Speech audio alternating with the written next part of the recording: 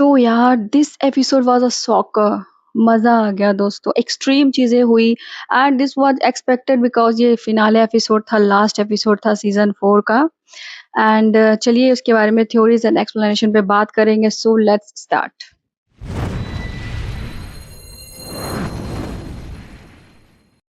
So hello and welcome back to my channel guys, from being from as expected।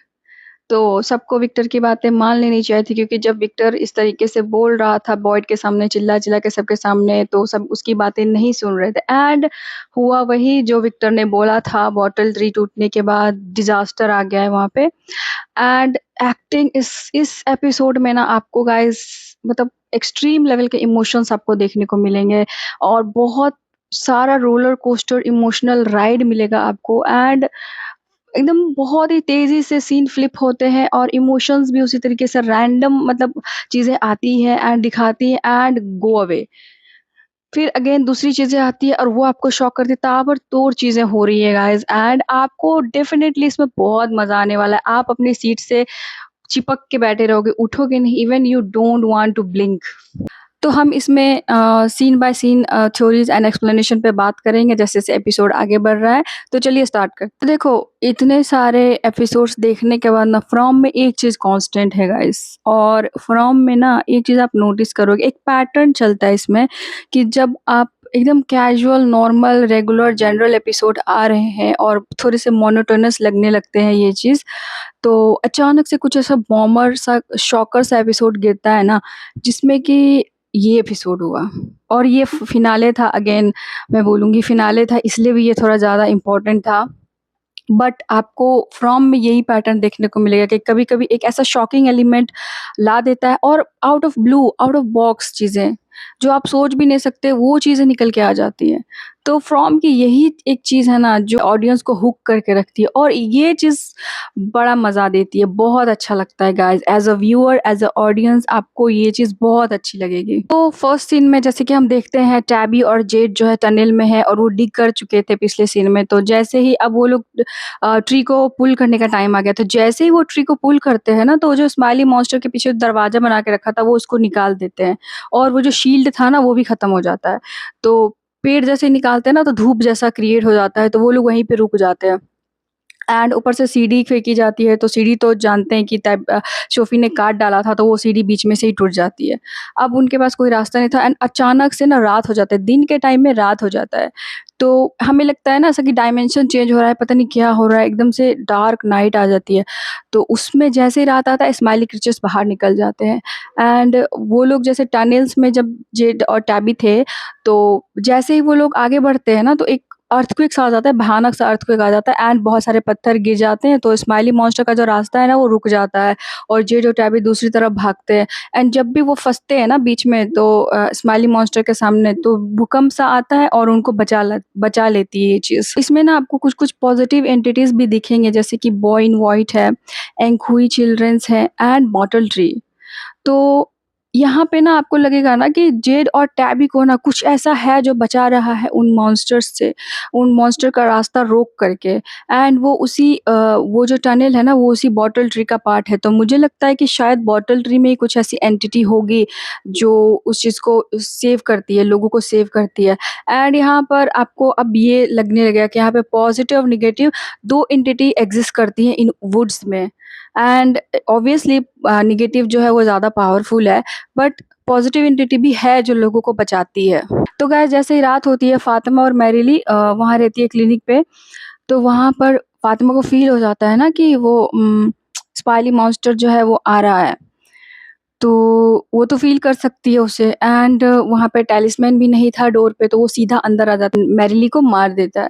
और फ़ातिमा यहाँ पे तो आपको एकदम वन ऑन वन सामने-सामने फ़ातिमा एंड स्माइली मॉन्स्टर का मुकाबला हो गया। फ़ातिमा उसको भगा देती है। फ़ातिमा भी उसी तरह से रिएक्ट करती है जैसे वो रिएक्ट करता है, चिल्लाती है, एंड वो चला जाता है, एंड फ़ातिमा को वो मदर बोलता है। नेक्स्ट सीन में हमें डाइनर का सीन दिखाया जाता है, जहाँ पे सोफ़ी, क्लेरा एंड एल्जीन है।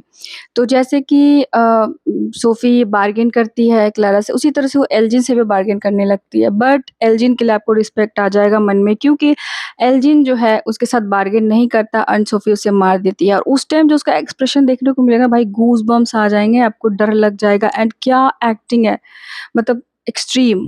एंड हम आगे देखते हैं कि मैरिलिन की मौत हो चुकी है और क्रिस्टी एकदम सदमे में है उसकी मौत से एंड बॉयड उसे जाता है कंसोल करने के लिए और ये सीन इतना हेवी है ना, ये काम बॉयड ही कर सकता है। वो क्रिस्टी को इतना कंसोल करता है ना, उसे इतना सूदिंग ये सीन लगेगा ना आपको, मतलब बहुत अच्छा लगेगा, एकदम वार्म फीलिंग देगा एंड ये बहुत ज़्यादा इमोशनल सीन लगता है, मतलब बहुत ज़्यादा पीक इमोशनल सीन मुझे लगता है क्योंकि क्रिस्टी बहुत सदमे में जा चुकी है और क्रिस्टी का दुःख ये भी है ना कि उसे सदमा इसलिए भी लगा होगा क्योंकि वो तो सबकी जान बचाती है बट अपनी जीएफ की जान नहीं बचा सकी जिसको वो इतना प्यार करती थी और इसी चीज़ का शौक उसे लग गया। बट आगे फिर कहानी बढ़ती है और हम देखते हैं कि वो जो होल है ना जहाँ से उस बॉटल ट्री को निकाला गया था, तो उस जगह पे रेड कलर की लाइटनिंग हो रही है और वो पूरा बहुत ही पूरे टाउन के आसमान में हो रही है और बहुत ह्यूज लेवल पे हो रही है।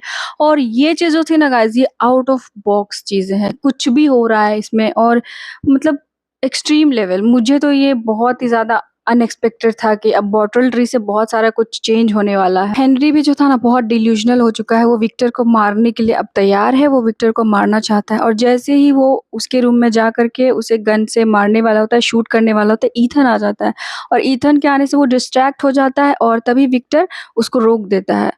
तो आगे वाले सीन में हम देखते हैं कि ईथन और जूली थोड़ा-सा उसका ईथन का ब्रेकडाउन हो जाता है क्योंकि वो अपनी माँ को बहुत मिस करता है एंड वो थोड़ा-सा डर भी जाता है एंड उसके उनके घर में ना वो जो अननेचुरल एक्टिविटी होती है ना, घोस्टली काइंड ऑफ, जो खिड़की, दरवाज़ा ऐसे-ऐसे सब टूटने लगता है, आवाज़ें आने लगती है। तो ये शायद कुछ अलग चीज़ हो रही है, जो शायद कुछ ऐसी चीज़ है जो उनसे कम्युनिकेट करने की कोशिश कर रही है, बट वो अभी तक क्लियर नहीं हुआ है एंड डोना इन दोनों का ख़्याल रखती है और इन दोनों के आस-पास रहती है अच्छे से। एंड हम देखते हैं कि इस एपिसोड में ना सोफ़ी घर-घर जाके हर जगह से टैलिस्मैन कलेक्ट कर रही है और अब लोगों के पास कोई शील्ड नहीं बचा है। अगर किसी ने कुछ बचा के रखा होगा तो अलग बात है, लेकिन जो भी सोफ़ी की नज़र में था उसने सब कुछ निकाल दिया है।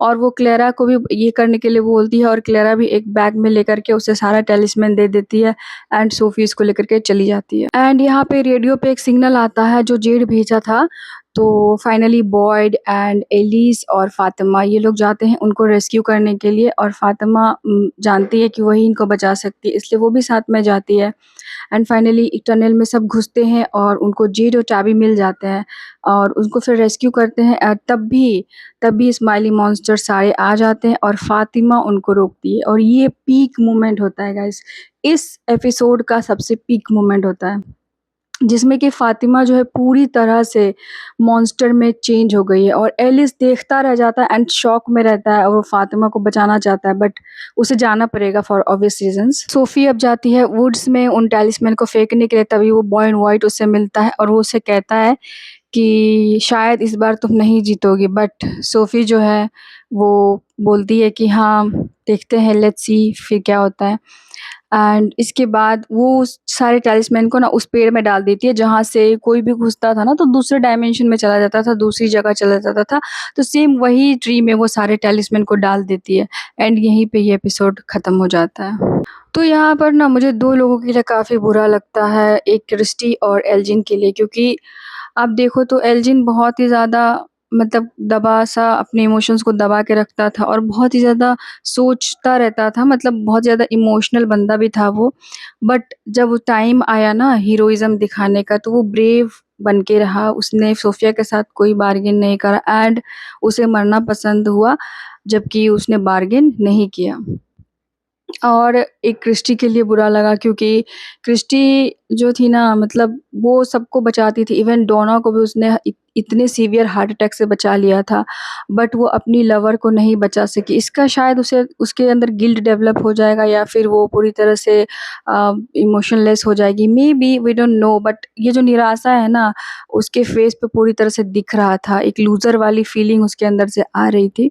अब ऐसा लग रहा है ना कि काफ़ी चीज़ें ख़त्म होने वाली है एंड पूरी तरह से क्योस फैल चुका है टाउन में, सब चीज़ें अब स्टेक पे हैं, कुछ भी हो सकता है, कभी भी कुछ भी हो सकता है एंड चारों तरफ से अब हमला हो सकता है क्योंकि अब टैलिस्मैन भी नहीं है और किसी टाइप का शील्ड भी नहीं है। अब बॉटल ट्री से अब क्या आने वाला है, सब कुछ अनएक्सपेक्टेड है एंड मुझे लगता है कि अब शायद लास्ट नेक्स्ट सीज़न जो होगा ना, सीज़न 5 वो लास्ट ही सीज़न होगा।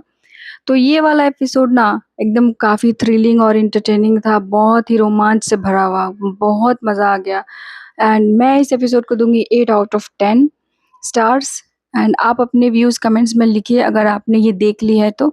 मिलते हैं नेक्स्ट वीडियो में नेक्स्ट एक्सप्लेनेशन के साथ, तब तक के लिए बाय बाय, टेक केयर।